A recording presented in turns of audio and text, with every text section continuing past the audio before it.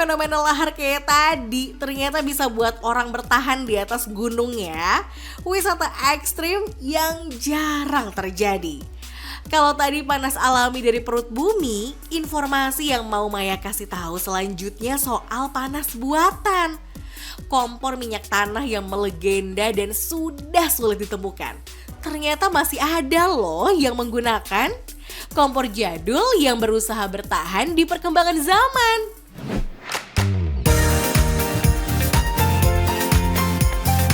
OMG, kompor minyak tanah masih eksis loh. Alat masak tradisional ini ternyata belum sepenuhnya ditinggalkan. Yap, seperti para pedagang cuanki di Kalisari, Jakarta Timur. Mereka lagi sibuk nyiapin kompor buat jualan keliling. Ajaibnya usia kompor minyak tanah pedagang-pedagang ini sudah 9 tahun lebih loh. Saking awetnya, gak pernah diganti. Wow. Kalau bicara tentang hemat, jujur aja hemat gas. Oh hemat gas. Satu gas tabung yang kecil yang ukuran 3 kilo itu 22.000 ya. Itu untuk 5 hari cukup. Sementara saya kalau menggunakan ini yang namanya minyak tanah, kompor ini per harinya aja itu minimal paling sedikit aja 7.000. 7.000 berarti kalau 5 hari 7 kali 5 gitu ya. 35-an gitu ya. 35. Ya, kalau dari biaya pengeluaran lebih hemat pakai kompor gas.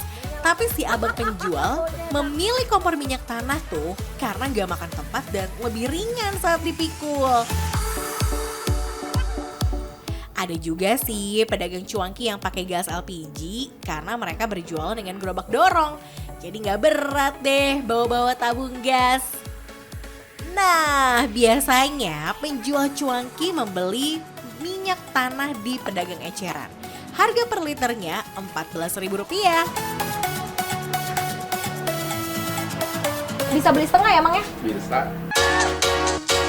Satu hari jualan cukup setengah liter minyak tanah alias Rp7.000 aja.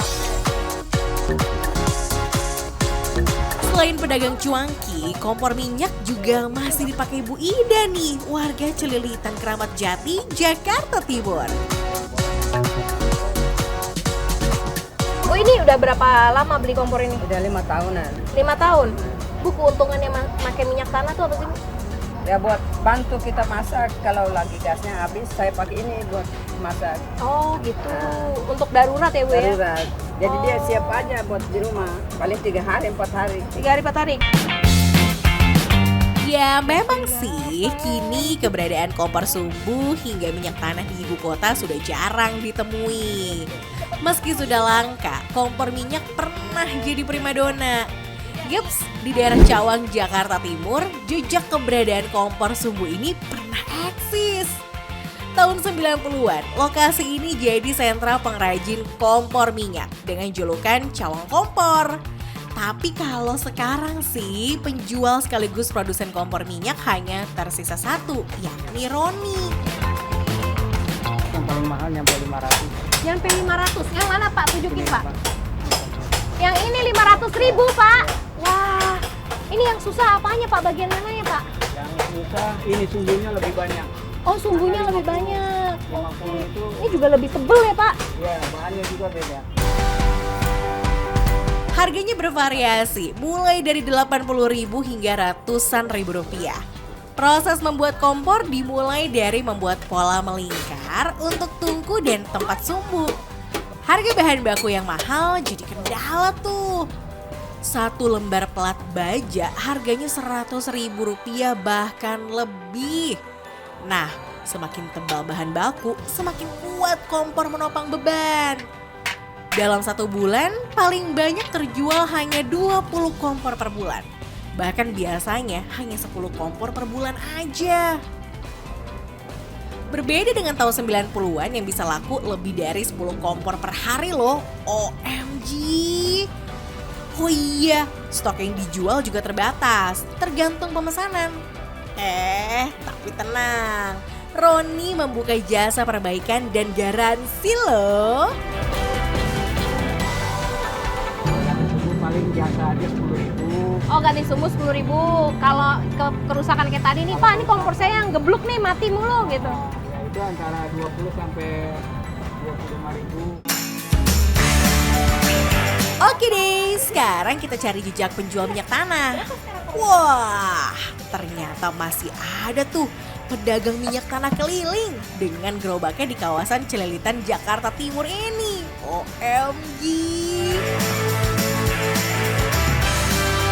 Pak Juki sudah berjualan sejak tahun 1970-an loh. Setiap hari keliling bawa 20 liter minyak tanah. Kalau di tahun 90-an sih, Pak Juki bisa bawa sampai ratusan liter minyak tanah. Dulu pernah Pak, saking banyaknya berapa Pak? Bawa berapa liter? Kalau dulu kan bisa disusun nih, Disusun. bisa 100, lebih 150 ke bawah. 150. Dengan harga jual Rp15.000 per liter, kalau laku semuanya bisa mendapat Rp300.000 per hari. Itu pun belum dipotong modal ya. Semangat Pak jualannya. Dari pedagang minyak tanah keliling dan eceran, kita cari juga nih jejak agen minyak tanah. Cukup sulit ya mencari agen minyak tanah di Jakarta yang masih aktif berjualan.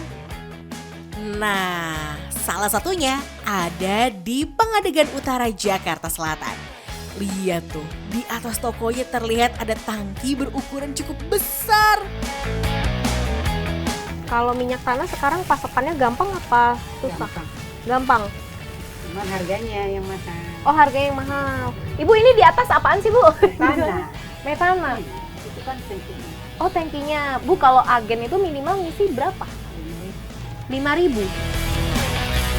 Wah, meski kompor minyak tanah hampir ditinggalkan dan mulai sepi, ternyata masih juga ya diburu pembeli. Gimana nih, kira-kira masih memasak dengan minyak tanah atau lebih memilih gas LPG? Cek fakta sampai di sini dulu ya. Sampai jumpa di Cek Fakta berikutnya.